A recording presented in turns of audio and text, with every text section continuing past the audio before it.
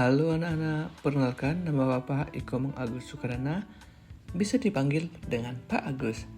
Nah, Bapak di sini akan menjelaskan materi IPA, yaitu sistem pernapasan pada hewan. Sebelum Bapak lanjut ke materi, coba kalian pikirkan salah satu hewan yang ada di sekitar kalian. Tapi, pernahkah kalian berpikir kalau hewan bisa bernapas seperti kita?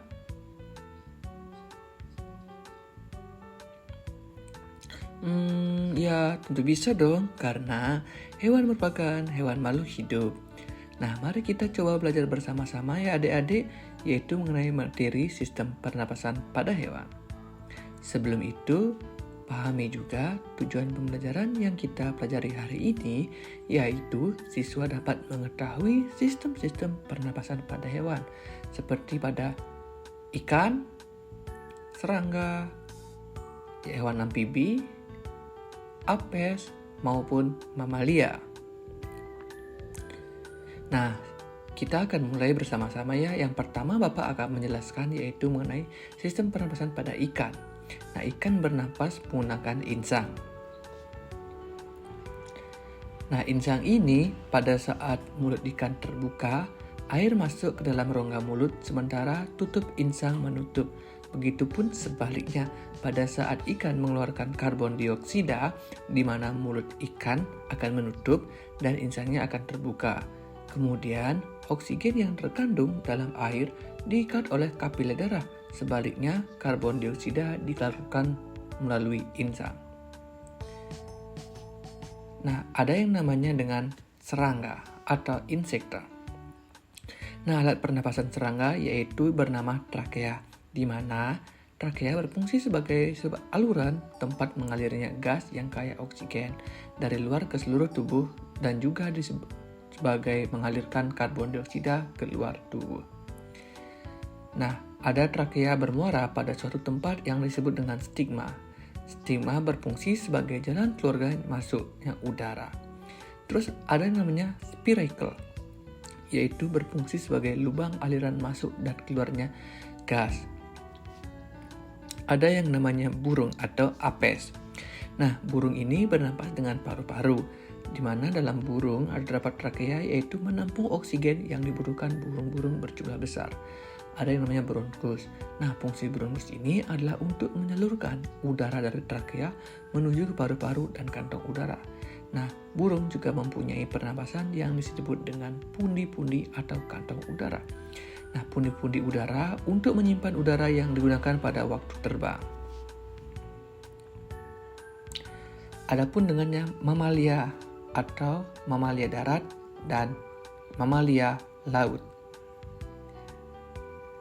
Mamalia darat yaitu seperti kucing contohnya, yaitu bernapas menggunakan hidung, pangkal tengkorak, badan tengkorak, dan paru-paru. Sedangkan pada mamalia air, yaitu yang kita ketahui seperti paus, lumba-lumba, ataupun anjing laut. Nah, pada saat mamalia air, di mana hidungnya dilengkapi dengan katup, saat mamalia tersebut menyelam, katup akan menutup. Sebaliknya, saat mamalia tersebut muncul ke permukaan air, katup terbuka, saat itulah mamalia air tersebut akan menghirup oksigen. Terus ada yang dengan amfibi, yang disebut dengan atau kita istilahnya dengan kata. Karena hewan amfibi bisa hidup di dua air. Nah, pada saat di air setelah berumur 9 hari yang bernama kecebong, terus bernapas menggunakan insang dalam. Nah, insang dalam ini akan menyusut seiringnya mulai berfungsinya paru-paru pada katak muda. Nah, tumbuh menjadi katak dewasa. Sedangkan katak dewasa nanti yaitu bernapas menggunakan paru-paru dan permukaan kulit.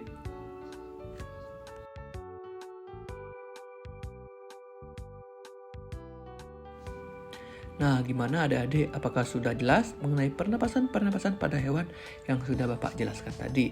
Seperti pada ikan, burung, hewan amfibi, terus ada serangga atau insekta, terus ada juga dengan mamalia. Nah, mamalia ini dibagi menjadi dua, yaitu ada namanya mamalia yang ada di darat dan di air.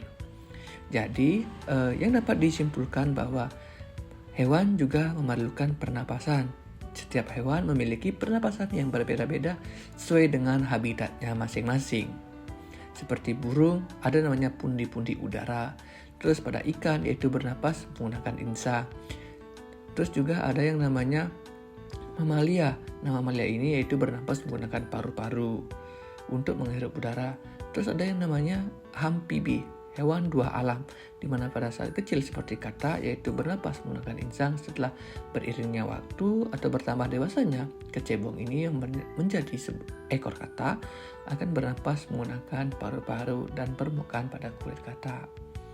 Nah, mungkin sekian dulu materi yang Bapak jelaskan mengenai sistem-sistem pernapasan pada hewan.